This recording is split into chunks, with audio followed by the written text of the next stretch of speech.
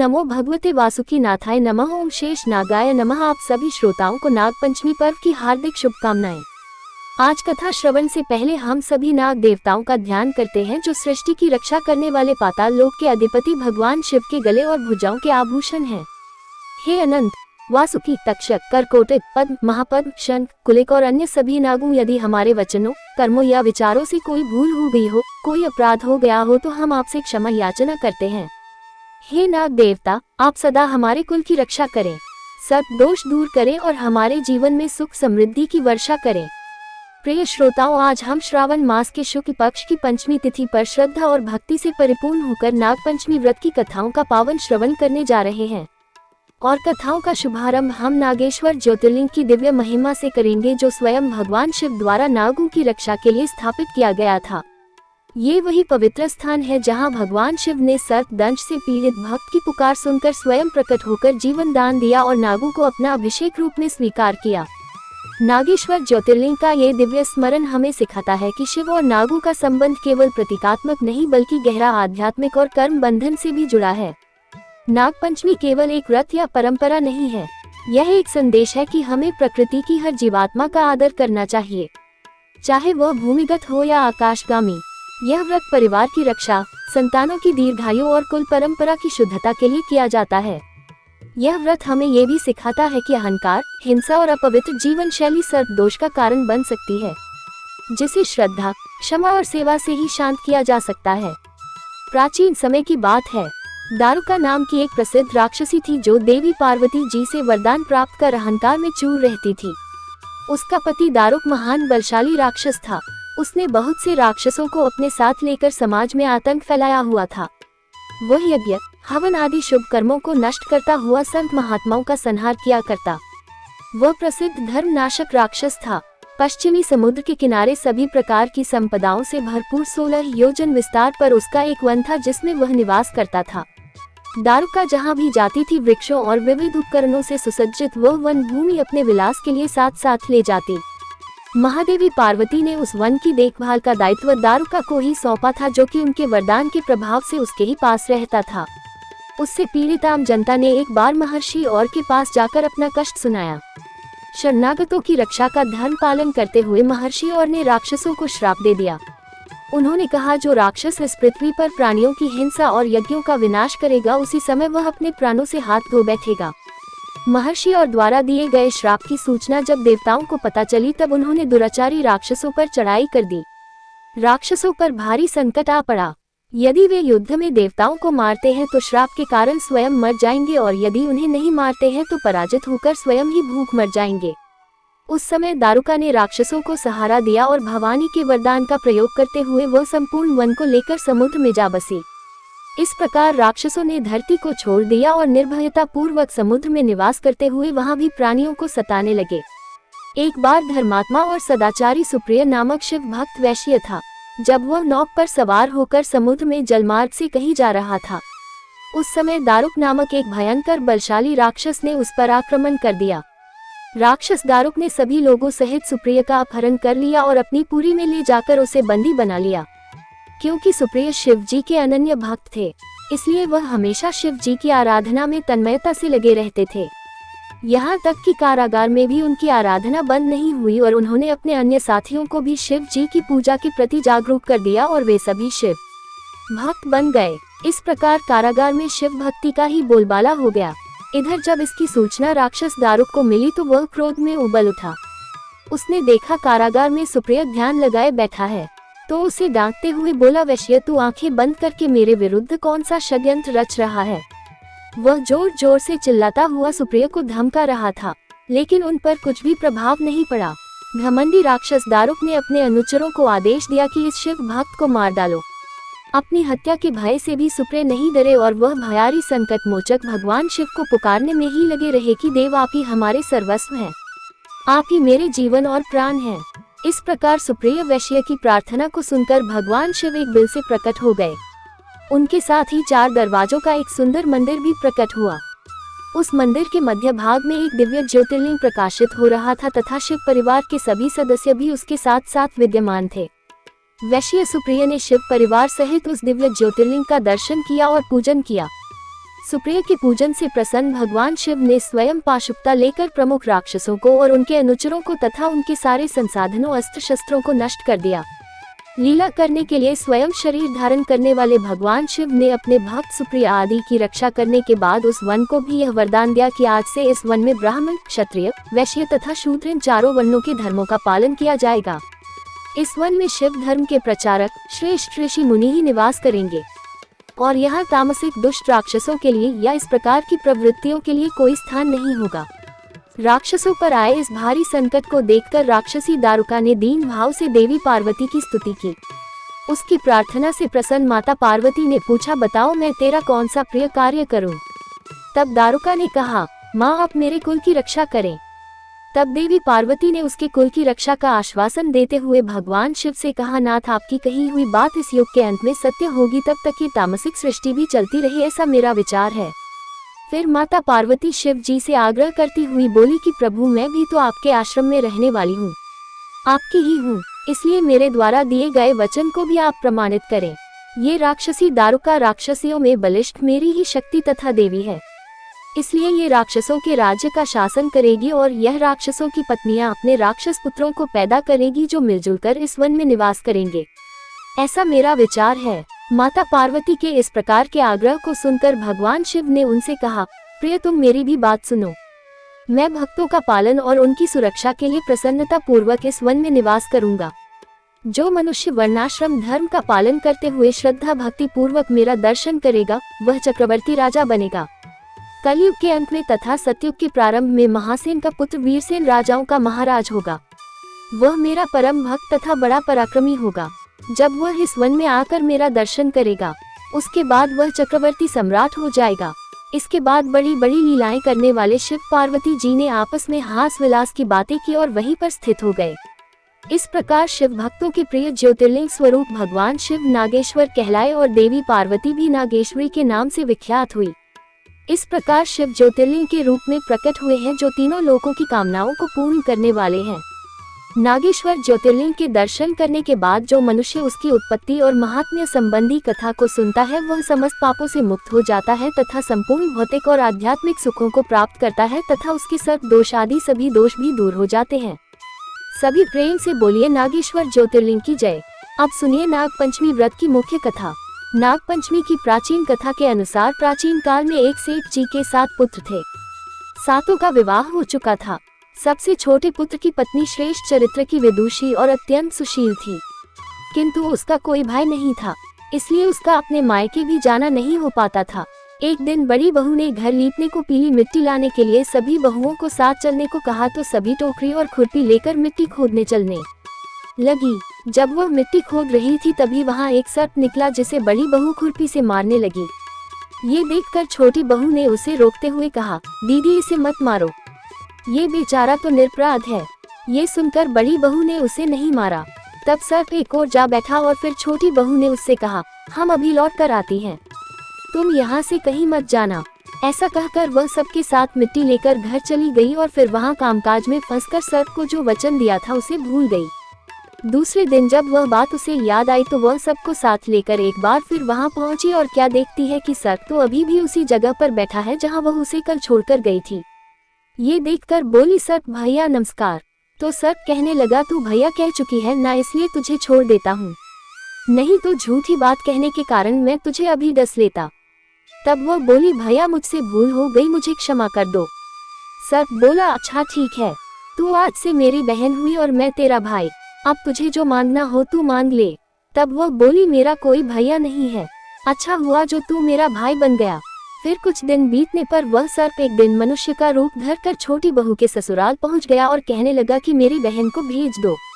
तो सब कहने लगे, इसका तो कोई भाई नहीं था, आज अचानक इसका एक भाई कहाँ से आ गया। तो वह कहने लगा, मैं दूर के रिश्ते में इसका भाई हूँ, बचपन में ही बाहर चला गया था। उसने बहुत तरह की बातें करके उन लोगों को विश्वास दिलाया। उसके विश्वास दिलाने पर घर के लोगों ने छोटी बहू को उसके साथ भेज दिया।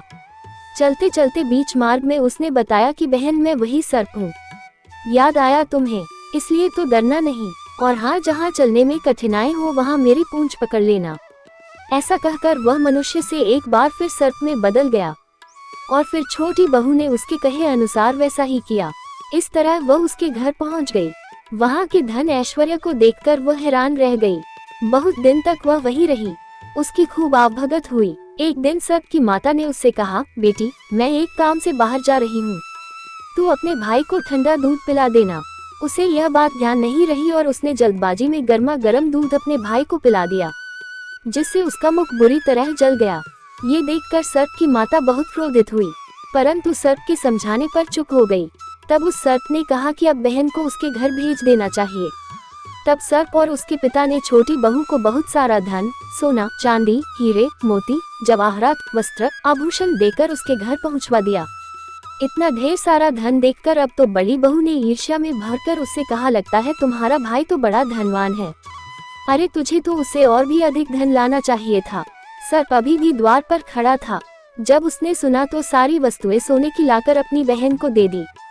ये देखकर बड़ी बहू ने फिर कहा, अरे इन्हें झाड़ने के लिए झाड़ू भी तो सोने की होनी चाहिए। अब की बार सर्प ने सोने की झाड़ू लाकर भी अपनी बहन को दे दी। सर्प ने छोटी बहू को हीरे मणियों का एक अद्भुत हार दिया था। उसकी प्रशंसा उस देश की रानी ने भी सुनी तो वह राजा से कहने लगी कि महाराज, सेठ की छोटी बहू का हार उसके पास नहीं बल्कि यहाँ मेरे पास होना चाहिए। अब तो राजा ने मंत्री को आदेश दिया कि वह उस छोटी बहू से हार लेकर शीघ्र उपस्थित हो और यदि वह ऐसा ना करे तो उसके लिए सजा दी जाए।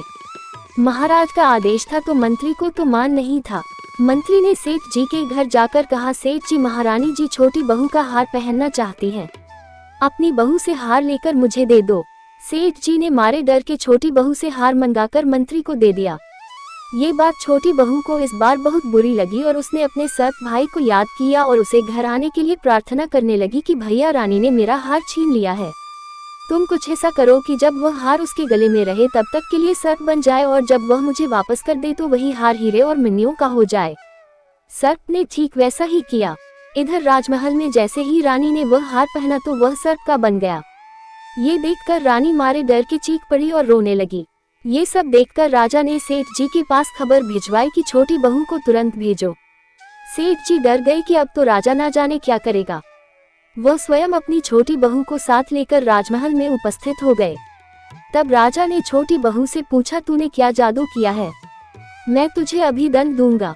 छोटी बहू कहने लगी, राजन, मेरी दृष्टता क्षमा कीजिए। यह हार तो ऐसा ही है कि मेरे गले में हीरों का और मणियों का रहता है और यदि इसे कोई दूसरा पहन ले तो दूसरे के गले में ये सर्प बन जाता है। ये सुनकर राजा ने वह सर्प बना हार उसे देकर कहा, अगर तुम सच कह रही हो तो अभी पहन कर दिखाओ। छोटी बहू ने जैसे ही उसे अपने गले में पहना वह पहले की तरह हीरे मणियों का हो गया। ये देखकर राजा को छोटी बहू की बात पर विश्वास हो गया और फिर उसने प्रसन्न होकर छोटी बहू को पुरस्कार रूप में और भी बहुत सारी मुद्राएं दी और फिर छोटी बहू बहुत ही प्रसन्नता के साथ अपने हार और अन्य बहुमूल्य वस्तुओं को साथ लेकर अपने घर लौट आई। उसके धन को देखकर बड़ी बहू ने ईर्ष्या के कारण उसके पति को सिखा दिया कि देखो, छोटी बहू के पास कहीं से धन आया है। ये सुनकर उसके पति ने एक दिन अपनी पत्नी को बुलाकर डांटते हुए कहा, ठीक ठीक बता कि यह धन तुझे कौन देता है। तब छोटी बहू फिर से अपने सर्प भाई को याद करने लगी और तभी उसी समय सर्प ने प्रकट होकर कहा, अगर मेरी धर्म बहन के आचरण पर तू संदेह करेगा तो मैं उसे खा लूंगा। ये सुनकर छोटी बहू का पति बहुत प्रसन्न हुआ और उसने सर्प देवता का बड़ा सत्कार किया। मान्यता है कि उसी दिन से नाग पंचमी का ये त्योहार मनाया जाने लगा और स्त्रियां इस दिन सर्प को भाई मानकर उसकी पूजा करती हैं। हमारे पुराणों में बताया गया है, त्याग ही जीवन का सच्चा अर्थ है। किसी को भी बिना कष्ट दिए जीवन जीने की कोशिश ही जीने का सच्चा तरीका है और सिर्फ अपने स्वार्थ को पूरा करने के लिए कोई भी काम किया जाए, चाहे वह जाप, यज्ञ, तपस्या, दान या फिर पुण्य की लालसा ही क्यों ना हो, ये सभी पाप की श्रेणी में आते हैं। यही पाप कर्म के बंधन में बांधते हैं, जिससे मनुष्य जन्म मरण के चक्र में फंस जाता है। और महाभारत की यह पावन कथा अपने पात्रों के माध्यम से बार बार यही बात बताती है।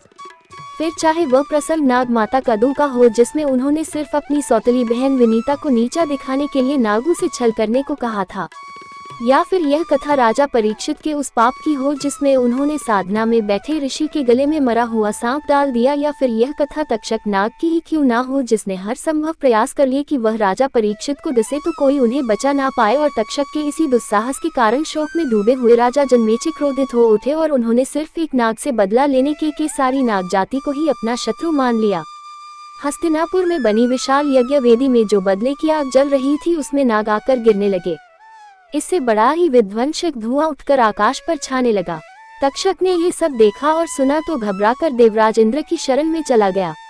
आइए इसी शुभ अवसर पर अब सुनते हैं तक्षक नाग की कहानी। ये बदले की ही भावना थी जिसके कारण हस्तिनापुर में भयंकर सर्प सत्र यज्ञ का आयोजन किया गया और सभी नाग उसमें एक एक करके गिरने लगे। जिस तक्षक के कारण ये स्थिति आई थी वह खुद तो जाकर इंद्रलोक में छुप गया। इधर यज्ञ के ऋषि सर्पों और उनकी जाति का नाम लेकर मंत्र पढ़ते थे और फिर वह नाग यज्ञ वेदी में स्वयं ही खींचा चला आता था और बहुत चित्कार वाली ध्वनि के साथ यज्ञ की उस प्रचंड अग्नि में समा जाता। उसके भस्म होते ही ऊपर तक उसका धुआं उठता और वातावरण में एक तीखी गंध भर जाती। एक के बाद एक नाग गिरते जा रहे थे और नाग जाति पर लुप्त होने का संकट बढ़ता जा रहा था। ऋषि उग्रश्रवा ने ये सारा वृतांत सुनाकर ऋषियों से आगे कहा, जन्मेजय के यज्ञ में सर्पों का हवन होते रहने से बहुत से सर्प नष्ट हो गए। छोटे आकार के सर्पों के भस्म होने के बाद बड़े और विशाल नागों की बारी आई। शंख, बालक, करकोटक आदि नाग जाति के कितने ही नाग एक एक करके यज्ञ में खींचते जा रहे थे। नागराज वासुकी की बेचैनी बढ़ती जा रही थी क्योंकि वह अपनी आंखों से अपने कुल का ऐसा विनाश होते देख रहे थे। उनकी मां का श्राप उनकी आंखों के सामने सत्य होता जा रहा था। धीरे धीरे बहुत से सर्प और नाग भस्म हो गए और थोड़े से ही बचे। तब नागराज वासुकी अपनी बहन जरत्कारु के पास पहुँचे। उन्होंने अपनी बहन से कहा, प्रिय बहन, राजा जन्मेजय के सर्प यज्ञ में अब तक कई सर्प और नाग भस्म हो चुके हैं। मेरी भी बारी कभी भी आ सकती है। नाग जाति पर जो संकट है वह पहले से तय था और उसके अनुसार ही आज ये दिन आया है। लेकिन ये भी तय है कि यह सर्प यज्ञ पूरा नहीं होगा। इसको रोकने का माध्यम तुम्हारा ही पुत्र बनने वाला है। बहन, तुम जानती भी हो कि मैंने इसी दिन के लिए तुम्हारा विवाह ऋषि जरत्कारु से कराया था। अब समय आ गया है, तुम अपने पुत्र को प्रेरित करो। मैं उसकी मेधा शक्ति को जानता हूँ। उसने बचपन में ही बहुत थोड़े समय के बीच ही वेद वेदांत का अध्ययन कर ज्ञान प्राप्त कर लिया है। च्यवन ऋषि से नीति और शास्त्र भी वह सीख चुका है। इसलिए अब तुम अपने पुत्र को हस्तिनापुर भेजो। अपने भाई की बात को आदेश की तरह समझते हुए जरत्कारु ने अपने पुत्र को हस्तिनापुर जाने के लिए प्रेरित किया और ब्रह्मा जी की वाणी के विषय में भी बताया जो उन्होंने पूर्व समय में कही थी। तब जरत्कारु के पुत्र आस्तिक ने नागराज वासुकी को धीरज रखने के लिए कहा और बोले, मामा मशरी, आप मन में शांति रखिए। मैं सत्य कहता हूँ कि मैं अपनी शुद्ध वाणी से राजा जन्मेजय को प्रसन्न कर लूंगा और उनसे ये यज्ञ बंद करवा लूंगा। आप मुझ पर विश्वास कीजिए और मुझे हस्तिनापुर जाने की आज्ञा दीजिए। ऐसा कहकर बालमुनि आस्तिक महाराज हस्तिनापुर पहुंच गए। जब वह यज्ञशाला में प्रवेश करने लगे तब द्वारपालों ने उन्हें द्वार पर ही रोक दिया। ऐसा इसलिए क्योंकि जब यज्ञ की तैयारियां चल रही थी तब सूत जी ने भविष्यवाणी करते हुए कहा था कि यह यज्ञ पूर्ण नहीं होगा और एक ब्राह्मण इसे रोकेगा।